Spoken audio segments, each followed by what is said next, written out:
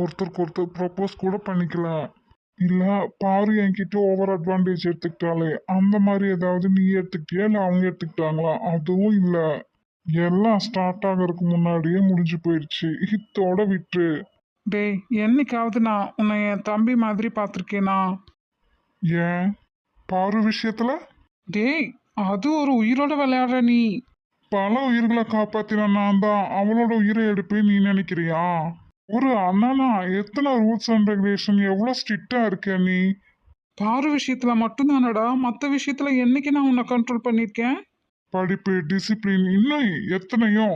நான் உன்னை கண்காணிக்கிறேன், கண்ட்ரோல் பண்றேங்கிற பேர்ல என் லைஃபை என்ன வாழ விடாம உன் லைஃபை நான் வாழ வேண்டியதா இருக்கு.